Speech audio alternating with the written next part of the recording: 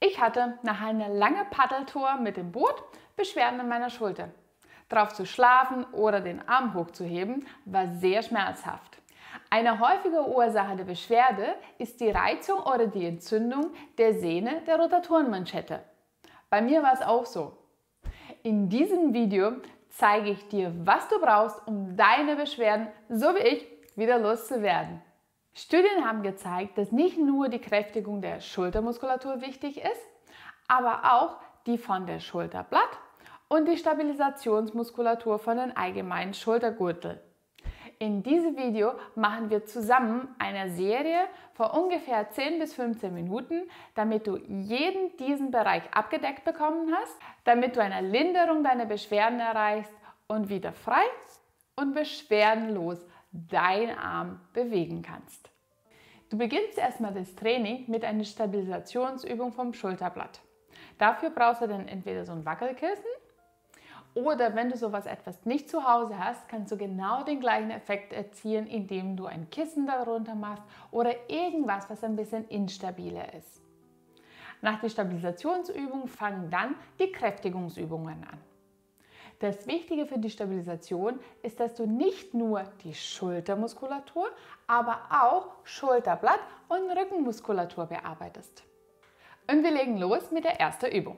Dafür brauchst du jetzt eine instabile Unterlage. Das kann dann halt so ein Wackelkissen sein wie meins, kann aber genauso ein Kissen sein. Und wir legen dann jetzt los. Du gehst jetzt in Vierfüßlerstand, legst dann deine Hand, die Finger zeigen nach vorne, legst die verletzte Seite auf den Kissen drauf und du solltest jetzt nur deine Schulterblatt bewegen.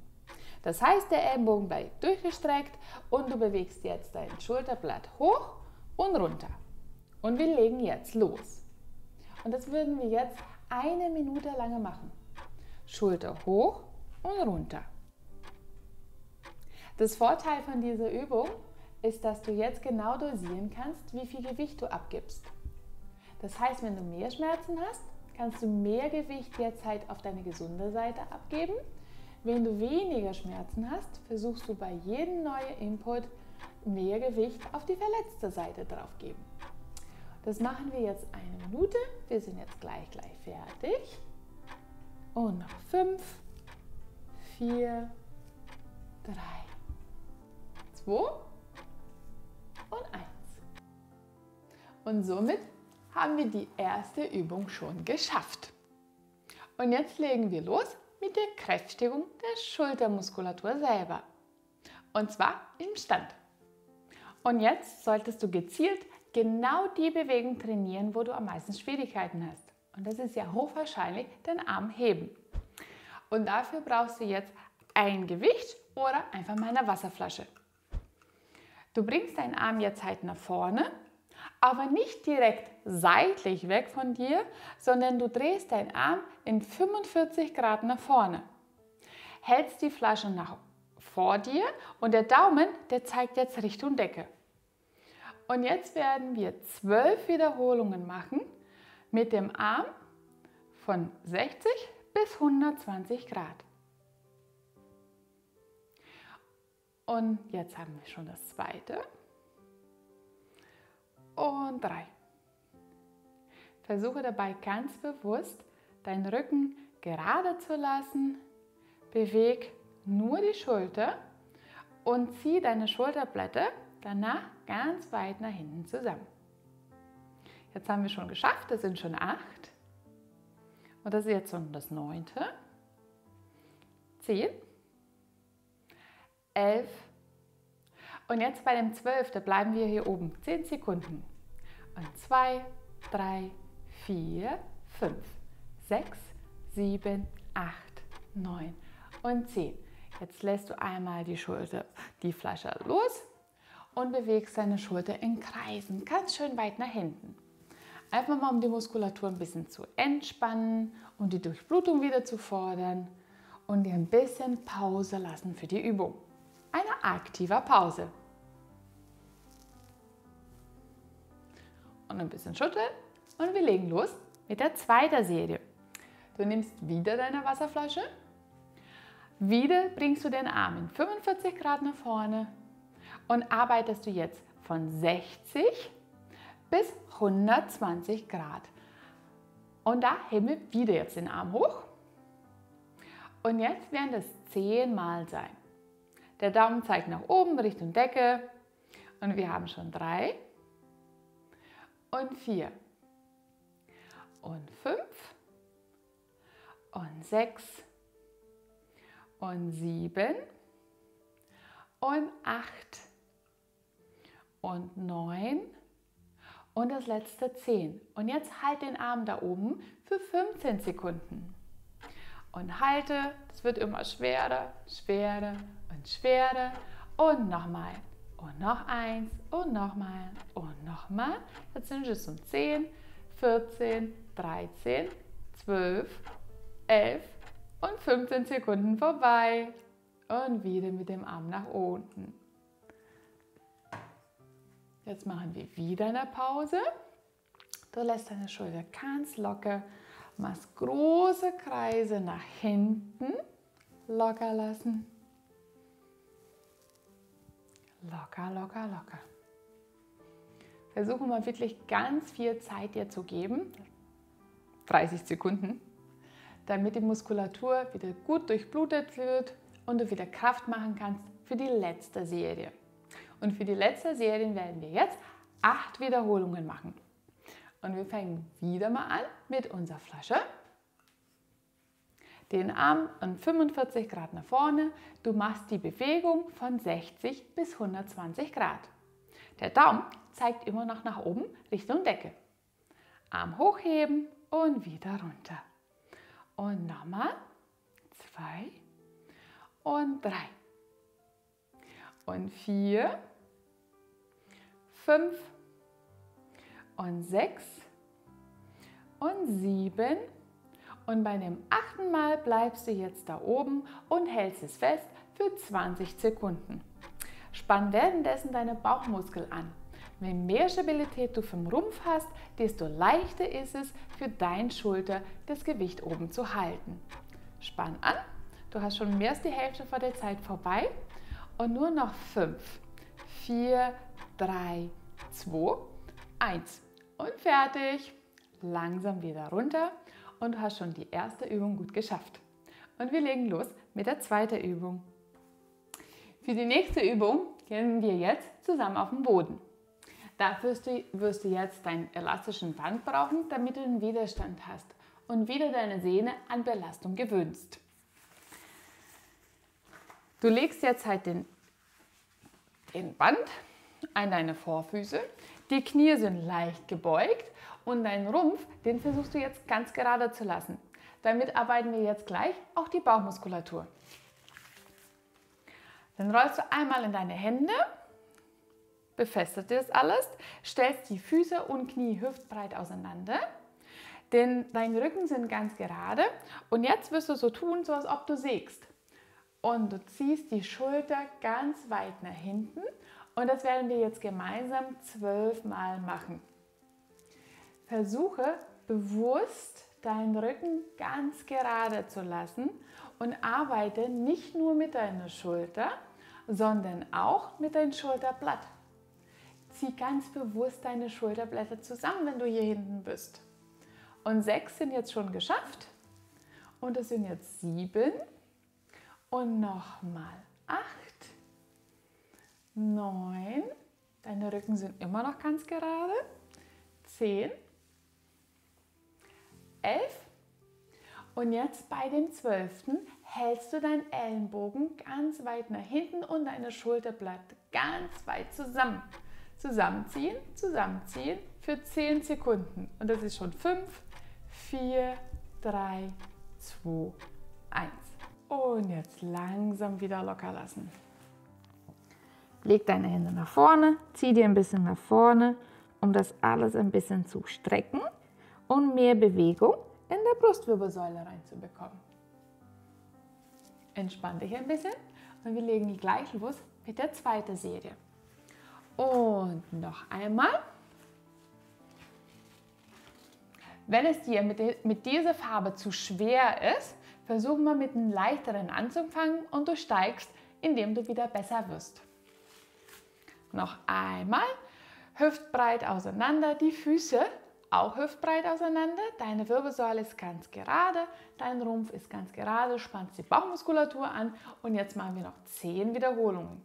Den Ellenbogen soll jetzt wirklich an deinem Bauch wieder vorbeigehen und wieder nach vorne. Bauch anspannen, nicht vergessen und ausatmen.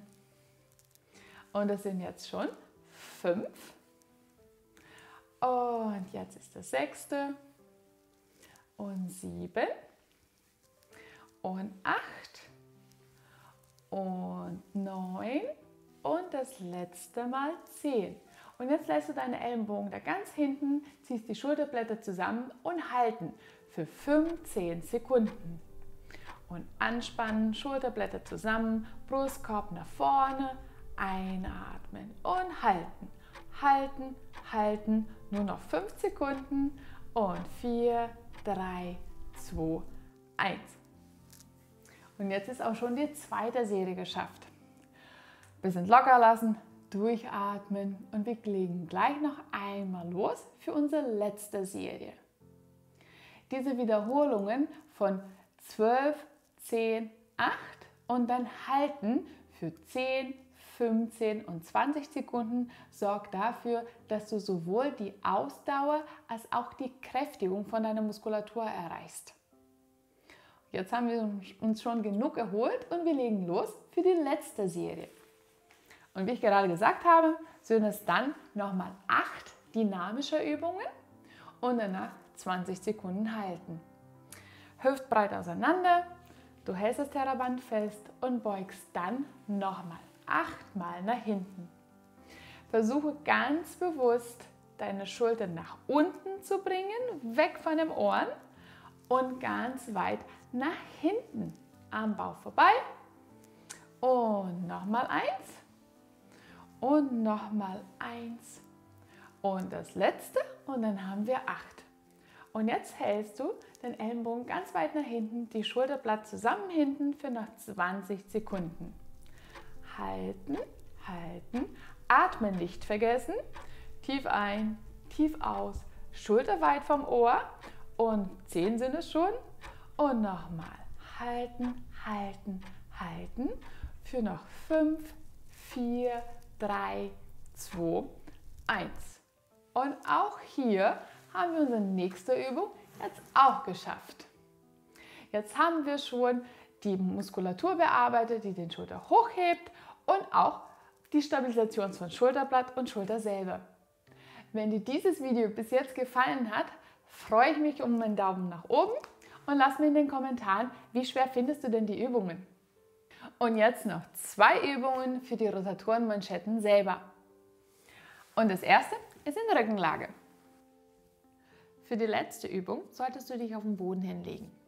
Du nimmst ein elastisches Band und befestigst den mit einer Schlaufe an deinen Fuß. Bringst dann den Ellenbogen in 90 Grad und die Schulter ist auch in 90 Grad.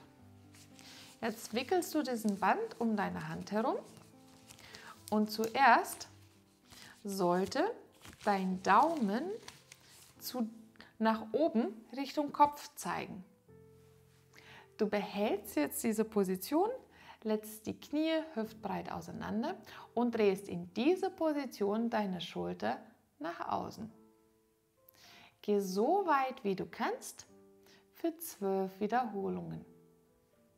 Wichtig dabei ist es, dass die Schulterblatt auf dem Boden bleibt, dein Ellenbogen bleibt auf dem Boden und du versuchst, so weit wie möglich nach hinten zu drehen. Jetzt sind es schon 8 Wiederholungen und du nimmst noch 4 dazu und noch 3, 2 und 1. Bei dem 12. bleibst du jetzt da hinten und hältst es nach außen gedreht, so viel wie du kannst, für 10 Sekunden. Und noch 5, 4, 3, 2, 1. Kurze Pause. Fuß locker lassen. Du bringst deine Schulter noch einmal ein bisschen nach vorne, nach innen. Lässt das alles ein bisschen locker, entspannst dich. Die Schulterblatt bleibt schön auf dem Boden liegen. Und wir gehen jetzt zu unserer zweiten Serie. Nochmal in 90 Grad nach vorne, Ellenbogen in 90 Grad. Du wickelst das einmal um deine Hand herum. Der Daumen zeigt nach oben Richtung Kopf und wir wiederholen das jetzt noch einmal nach hinten für 10 Wiederholungen. Von allem das nach außen drehen ist eine die Bewegungsrichtung, die du als erstes verlierst, wenn du Schulterbeschwerden hast. Kann sein, dass diese Übung dir schwer fällt. Du hast noch gleich geschafft. Nur noch 2 und das letzte. Und jetzt 15 Sekunden in diese Richtung halten. So weit wie du kannst nach hinten. Behalte die 90 Grad Beugung von Ellenbogen und Unterarm. Und nur noch 5, 4, 3, 2, 1. Und wieder locker lassen. Kurz entspannen, tief atmen, tief einatmen, tief ausatmen. Und jetzt die letzte Serie. Noch einmal. Wenn es dir schwer fällt, kannst du auch diese Spannung ein bisschen locker lassen und dann wird die Übung ein bisschen leichter. 90 Grad Ellenbogen, 90 Grad Schulter, der Daumen zeigt nach oben und noch 8 Wiederholungen. Und 1, 2 und 3 und 4, gleich geschafft, 5 und 6 und 7 und 8. Und jetzt da hinten halten für noch einmal 20 Sekunden. Das ist die letzte Übung für die Außenrotatoren. Und noch ein bisschen halten, du hast es gleich geschafft. Das sind jetzt schon 10 Sekunden. Noch gleich fertig. Nicht locker lassen, halten, halten, halten und fertig. Und die letzte Muskelgruppe, die uns noch fehlt, ist die Innenrotatoren für deine Schulter. Und dafür werden wir wieder unser elastischen Band benötigen und den solltest du jetzt irgendwo festmachen. Entweder an der Türklinke oder an einem Tisch, irgendwo, wo es jetzt stabil ist. Der Vorteil, wenn du das jetzt halt im Sitzen machen kannst, ist, dass du jetzt eine 90 Grad Beugung bekommen kannst von deiner Schulter und deinen Ellenbogen. In dieser Position ist es besonders effektiv für diese Muskulatur. Dein Ellenbogen ist jetzt wieder in 90 Grad und deine Schulter ist leicht nach vorne gebracht. Du bleibst mit deinem Rücken ganz gerade und drehst jetzt nach innen. Versuche mal bewusst, nicht das Handgelenk zu bewegen, sondern nur die Schulter zu drehen. Und wie bei allen anderen Übungen werden wir jetzt 12 Wiederholungen machen. Und du drehst es nach innen und hast es gleich geschafft. Das sind jetzt schon 8 und 9 und 10 und noch 2 dazu. Und beim 12. hält es jetzt mit der Innendrehung der Schulter. Dein Ellenbogen ist weiterhin in 90 Grad und du hältst es jetzt für 10 Sekunden. Halten, halten, halten und fertig. Kurze Pause. Du kannst den Arm wieder locker lassen, nach unten lassen. Das Vorteil von dem elastischen Band ist, dass du mindestens Doppelmast auch den Widerstand erhöhen kannst. Und wir legen gleich los mit der zweiten Serie. Und jetzt dazu noch 10 dynamische Übungen. 10 dynamische Wiederholungen. Du bringst die Schulter nach unten und drehst es nach innen. Und das sind jetzt schon 2 und 3 und 4, 5, gleich geschafft, 6, 7, 8, 9 und bei dem 10. hältst du jetzt unten für 15 Sekunden. Dein Handgelenk ist noch gerade, dein Ellenbogen ist in 90 Grad und du hältst und hältst und hältst. Gleich geschafft. Nur noch mal 3, 2, 1. Und jetzt zu unserer letzten Serie für 8 Wiederholungen. Ellenbogen gebeugt, Handgelenk gerade und nochmal nach innen drehen. Versuche mal ganz gerade zu sitzen. Dein Rücken ist gerade, die Schulterblätter ziehst du zusammen. Und nur noch 3, 2, 1 und nach innen halten. Halten, halten für 20 Sekunden. Ist gleich vorbei und ist auch unsere letzte Übung. Wir sind gleich fertig. Halten, halten, halten, halten. Und 5, 4, 3, 2, 1. Und Pause und fertig. Nicht wundern, wenn du mehr Kraft hast nach innen als nach außen. Diese Muskulatur ist stärker als die Außenrotatoren. Deswegen kannst du versuchen, auch unterschiedliche Stärken oder Spannungen von den elastischen Bändern zu nutzen, damit du die Muskulatur gleichmäßig aufbaust. In diesem Video habe ich die Übungen gezeigt für die Behandlung von Sehnenscheidenentzündung oder Sehnen von der Muskulatur. Wichtig dazu ist, dass du auch den runden Rücken bzw. die Muskulatur zwischen die Schulterblättern und den Rücken bearbeitest. Und dafür guck mal diese Video an, damit du diese Übung zumindest zwischendurch auch noch einbaust. Im idealen Fall würdest du die Übungen oder diese Serie mindestens 3-mal in der Woche machen. Wenn du Zeit hast, bau kleine Einsätze jeden Tag, damit du deine Muskulatur schnellstmöglich wieder aufbauen kannst. Wenn dir dieses Video gefallen hat, freue ich mich, wenn du meinen Kanal abonnierst und wir sehen uns beim nächsten Video. Tschüss!